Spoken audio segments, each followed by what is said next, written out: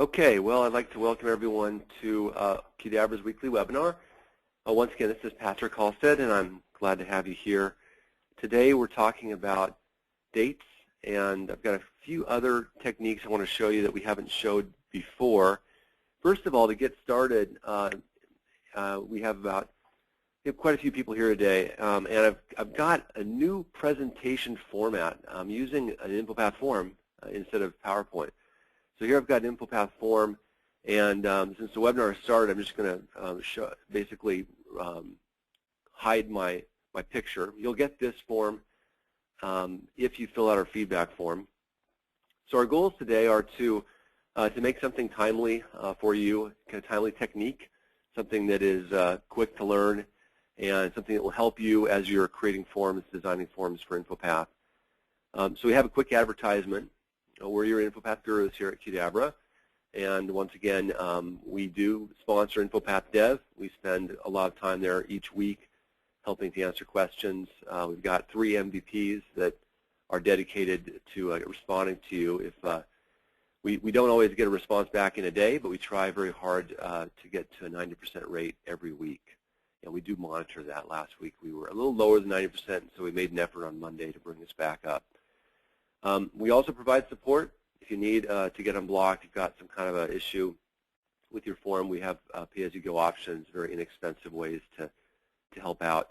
And we do consulting projects. Obviously, we've got a lot of tools and templates on our website. You'll see a couple more today. You'll be eligible to receive all of these today. All you have to do is fill out that feedback form at the end of the webinar. And then we also build real solutions with web services, and we're here to help with training and other things. So without any further ado, I'm going to basically go to our takeaways tab here. And we're going to be learning about dates today. I'm going to show you a couple techniques, and many of you may already be familiar with dates. So this may not be a huge novel idea here for you, but I will show you a couple things that are kind of unique, and you'll get these samples at the end of the webinar if you fill out the survey form.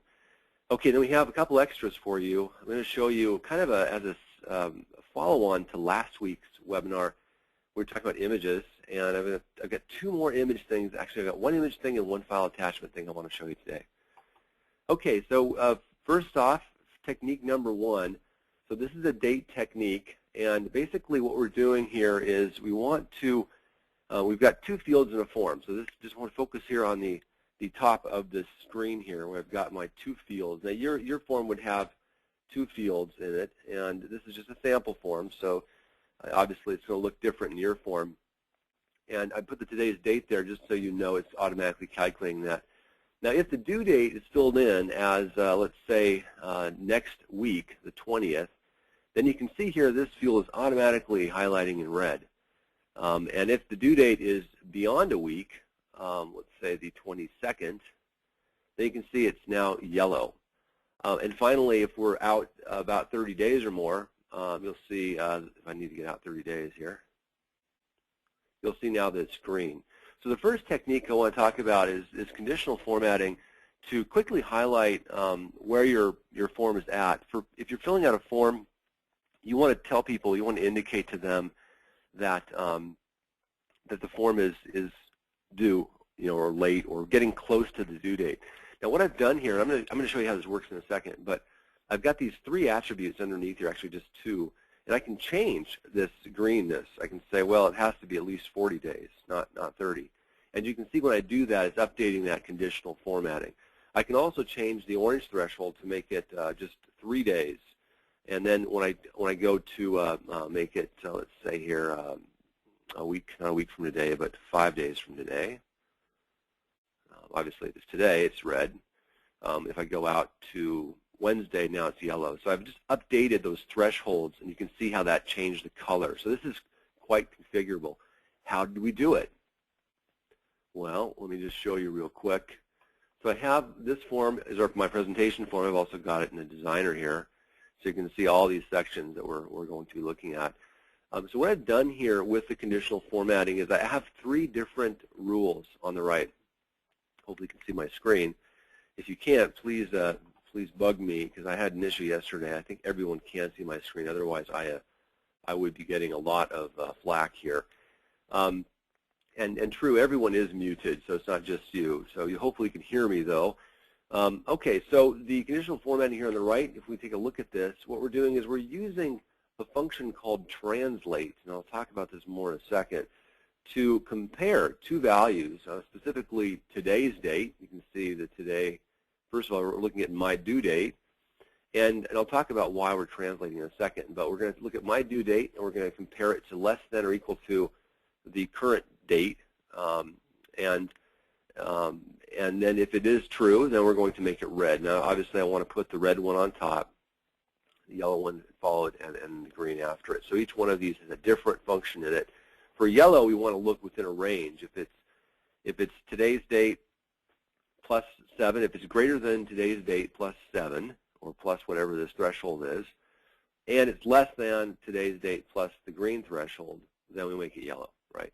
And if the last one is if it's greater than today's date plus whatever the threshold is for green, 30 days, then we make it green. Okay, so we've got these three different things, very simple techniques, out of the box, totally out of the box. Let's take a deeper look at how these are functioning. I've got a really simple sample form I just threw together that shows you how this date time stuff is being calculated. And I'm just going to preview this form. Okay, so I've got two dates here, and you can see here that if I select today's date, on the top it's actually displaying the what you see in the date picker. That's the 2/14/2013, right? Right next to it, down below, it's showing what it appears to be in XML. So in this case, it's 2013-02-14, a T sign, and then the hour, minute, and the second, yeah. And so then you've got this text here that I've added, use translate. What we're doing here is we're just removing all the extraneous formatting from the XML string. So you can see here that by doing a translate my date, the second parameter is double quote colon dash T, I'm removing all the colons, the dashes, and the T's from this string, this XML string, replacing them with 0, nothing, right? And you can see here the result of that on this fourth line here is the 201302114. Now, that gives you a number that you can use to run calculations on. And that's exactly what we're doing when we look at the conditional formatting, is we're converting those dates into numbers, and then what we're doing is we're using our just comparison operators to see if they're greater than or less than another number. So here you see the same technique. I'm taking the due date, which I'm going to convert into a number, and I'm saying, is it greater than today's date plus the threshold converted to a number, right? And this, you'll get this sample. But so that's all we're doing here is we're just converting those two dates to numbers and then comparing them. Now you can also use subtraction, for example, to get the number of dates, and that's the second thing I'm going to show you here. Any questions on that? Okay, moving right along then. Actually, we have one question here.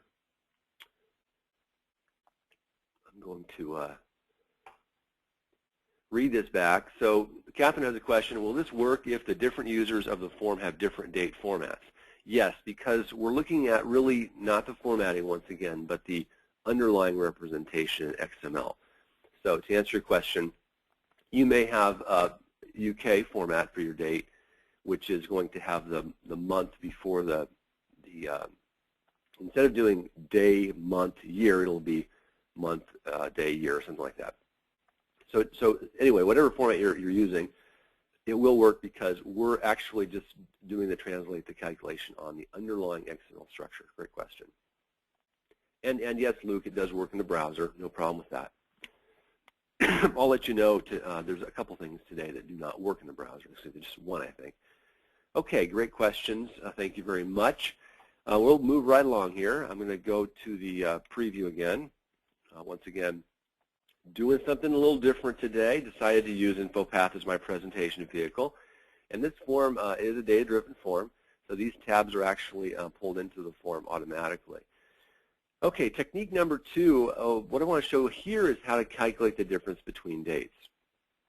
So we have 2 dates here, and for the purpose of this demo, I've just hard-coded it. I've set the date equal to the end of this year because I know there's a couple holidays, and I wanted to show how to calculate dates when there's holidays. Now, if we just calculate the difference between the top date and the bottom date, actually we're taking the end date, January 10th, 2014, we want to know how many days are between those 2 dates. So we're subtracting the start date. Once again, we're converting these dates into numbers, and then we're going to be subtracting the start from the end.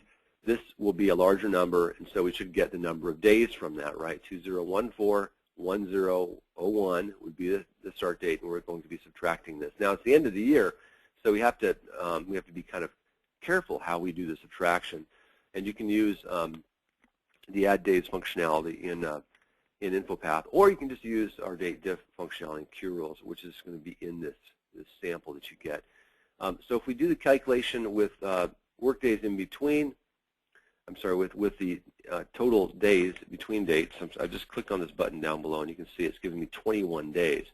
Okay, well, let's take a look. Is it really 21 days? Well, if the start date is 12/20, well, let's change the 12/20. Let's just make it 12/21. Why not? 12/22. Do it again. Now it's 19. Okay, so it's obviously decrementing and incrementing based on that start date. So what we're doing here is we're taking the start date, in this case the 22nd, and we're counting 1, 2, 3, 4, 5, 6, 7, 8, 9, 10, 11, 12, 13, 14, 15, 16, 17, 18, 19. So exactly 19 days between December 22nd, 2013 and January 10th, 2014. Okay, that's easy enough to understand. Now, if you want to calculate this date and you don't want to include, in other words, you only want the work days, you don't want to include the weekends, you click on this button, and we've got a function here I'll show you in a second that does the calculation, and it's actually, not only is it excluding the weekends, but it's also excluding these holidays. So if we had a holiday on the 2nd, why not? Just add another one in here. And did it again, we would see that it would automatically adjust that. If we delete these holidays, we're going to work through the week, obviously after 1, then we see that it changes it. Okay, so this is a really interesting technique here, especially if you're doing calculations between 2 dates. You only want to show how many work days there are in between 2 dates. You can actually use a secondary data source here. It doesn't have to be in the form. It could be a list in SharePoint, and you can just put in your holidays here, and then it will automatically calculate the difference between the 2 dates, excluding the weekends and the holidays. Let's take a look at how we did this.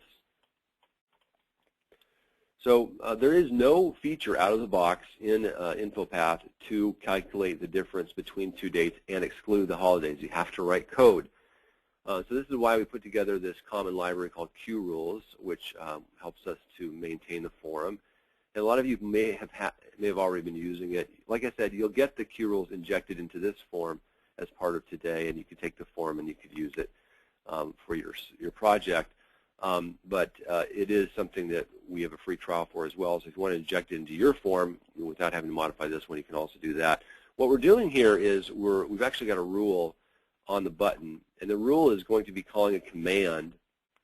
And this command, you can see here, is basically doing a date diff. That's the command. Now, in order to get the dates into the command, we have to use the concat feature in InfoPath. This is out of the box. To insert the end date, the start date, and so on. So the concat is simply allowing us to create a string, and then we've got the date diff as the command, and then these parameters. Each parameter starts with a slash, so the first date, the second date, then this thing called component, which we're using to calculate the holidays. Now, if I remove the weekdays component, in other words, if I just want to calculate the time in between these, and now try it again.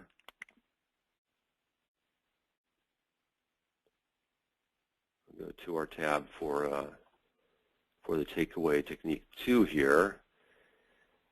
And now after I do the calculation, you'll see that, well, did it work? It didn't look like it worked. It looked like it didn't do the right thing. It calculated it, but it still had the weekdays. So I must have done something wrong.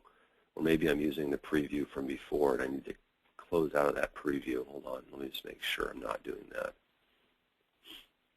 So I think what I tried to do there was I tried to actually update the command for technique number 2 to not calculate the difference, and it seems like that has not worked. So this is a live demo. Obviously, I can stick my foot in my mouth very easily here.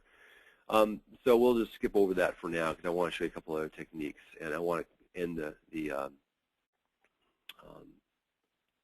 webinar here with those techniques. Okay, so once again, presentation. So basically the takeaway here from technique number 2 is that you can do the calculation between the dates and you can exclude the workdays. You can do the calculation between the dates out of the box by just using the stock commands in InfoPath. If you want to exclude weekends and holidays, you're going to need to write a little code, or you could use QRules. Okay, so that's the takeaway for technique number 2.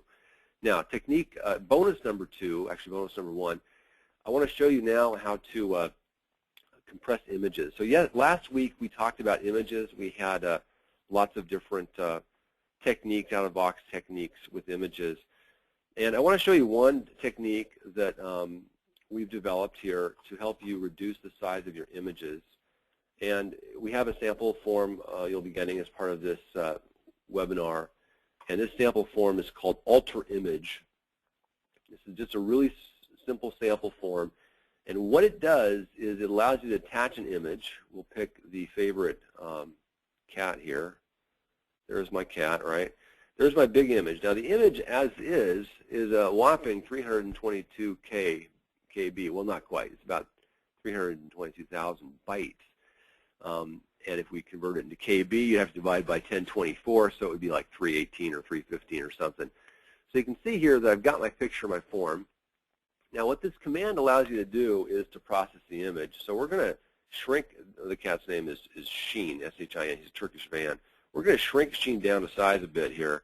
We're just going to knock him down to about 300 pixels wide, and we'll see how that makes him feel. Okay, now he feels better. And he's smaller. Actually, he's larger. Isn't that interesting? Let's see if we can shrink him down even further. Okay, now we've got him down to size. So apparently he was not 300 pixels wide before. Now he's only 30 pixels wide. He's a thumbnail, and we can use that thumbnail then. We'll show a technique next week where we use thumbnails in a SharePoint library to show you pictures from your cats and other people in your form libraries. But today, this is just showing you the technique of reducing the size. And if I save this XML, it's going to save as a very small size as opposed to the large size that we just saw. And I can convert to JPEG or whatever, and I get it even smaller. You know, PNG, I think, is what you want to do here for most of the things because it's lossless. You won't lose any part of the splendor here of this fine feline specimen. Okay, so there he is again, and we've shrunk him down, and so we've lost the quality. So if we bring him back up, we're obviously not going to have the splendor. We're going to have a pixelated image. So it truly is shrinking the image. Now, to do this, once again, you're going to use a command for QRules, and we have this command called Alter Image, which was new in last version of QRules. You just run Alter Image with the following parameters. This is all described in gory detail within the user guide. Okay, so that's a bonus one, and that, once again, you're going to get this form with that injected already in it, so you can play with it. You can use this form as the start of something, and you don't have to purchase anything, obviously. We're here to help you. Okay, lastly, I want to show you one more bonus item, and then we'll take some questions. So bonus 2 is even cooler. This is a control we did last year that allows you to drag and drop attachments onto your InfoPath filler form. Once again, key thing here is this only works in the filler. So let's show you this real quick. And once again, this is going to be included. Now there is a little bit of install here. This is a control. It's not an XML template part, but it's rather an ActiveX control. As you can see here that I've got this control, there's a problem with my simple view here. It's not showing the right, let's see if I can do this again here. It's not showing the right, there we go. So what I'm going to do is I'm going to go to my file cabinet here, and I'm just going to drag a file over. I'm just going to drag an InfoPath form over, why not, and drag it onto my form. So that one's in use. Let me try this one instead. Okay, so what you see here is I can drag and drop forms into my InfoPath form. I can drag and drop files. Let's take a look at a file here. Let's just go to my temp folder. So just go up a directory. And I'll just drag and drop this submit JPEG file over it here. Let's see, hopefully I can do this. Try it again here. So basically this is a neat technique. Instead of having to click on the form and browse to the file, I can quickly just drag and drop them in. And this is useful. A lot of times people do not want to browse for a form, an attachment. So you typically attach Word documents, Excel documents, and this allows you to do it with just a drag and a drop. And it can be used with repeating structures, so you can have a whole bunch of them, and they can automatically sense that the name, as you see here, it is automatically getting the name of the form. Let's pick a Word document here. It's automatically getting the name, the size of the file, the format, and the icon, and so forth. So it is pretty cool, and this can be used in your forms. Now, in order to do this, you need to install it. So we have, as part of our package today, we have this zip file that you're going to get, assuming you fill out the survey. And the zip file has a couple things in it. It has a document describing how to do it. Once again, only works in the filler, so maybe not super useful for some of you, but we think it's a pretty cool feature. For those people who are using the filler, it is a neat technique, and it's all yours.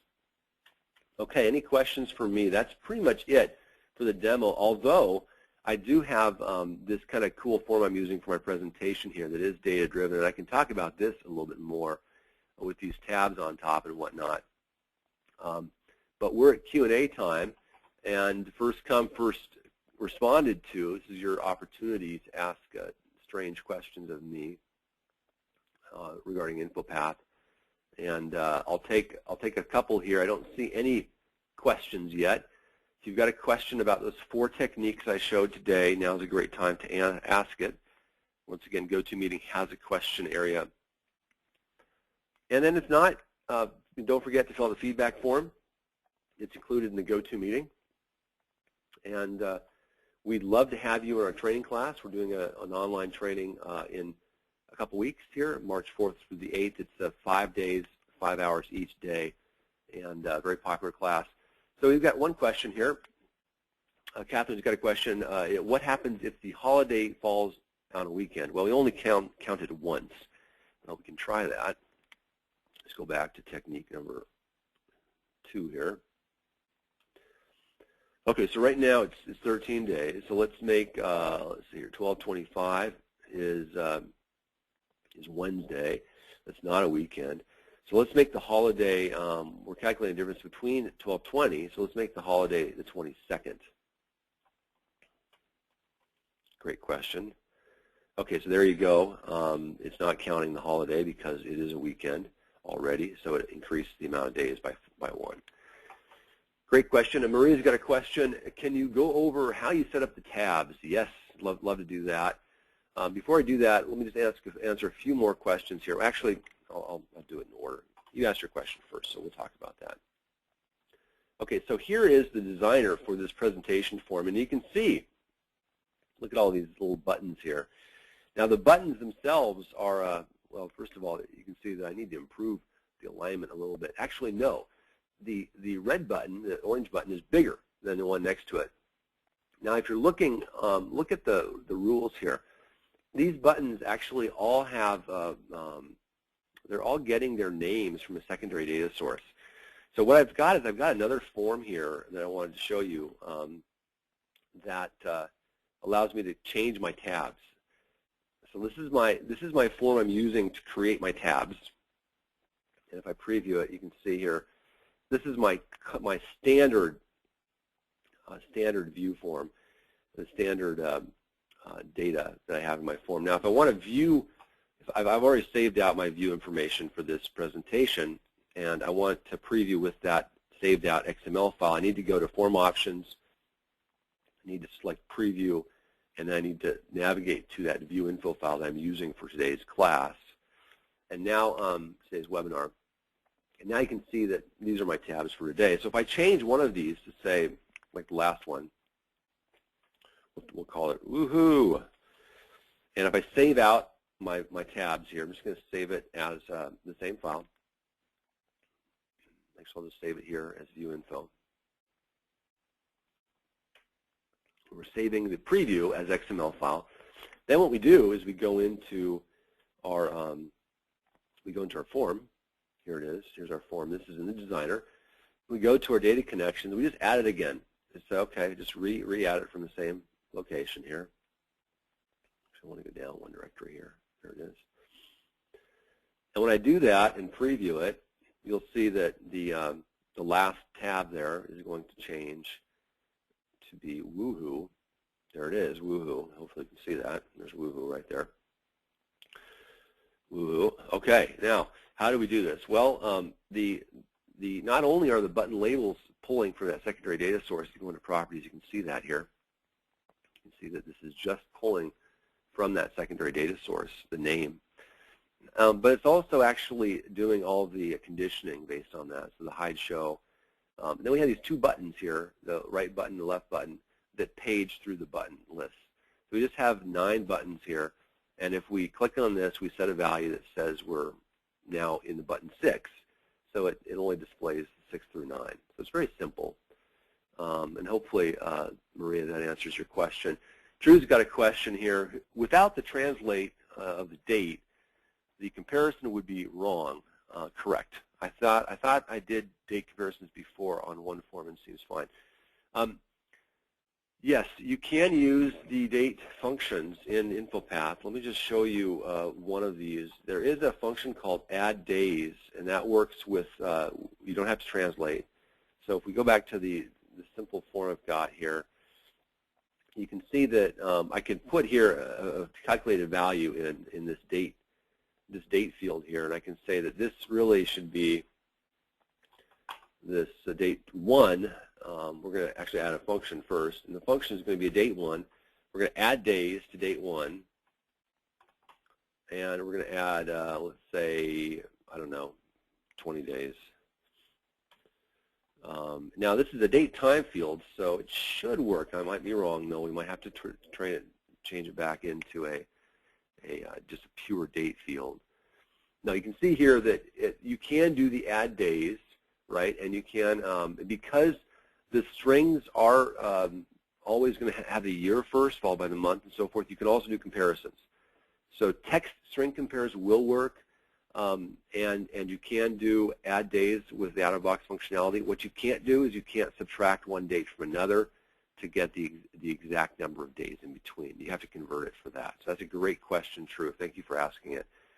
And then Paul had a question. You mentioned that you can tie the holiday to a SharePoint list. Can you explain a little bit more? Yeah, sure. So what you'd want to do here is, we could probably do this. If I had more time, I would do this.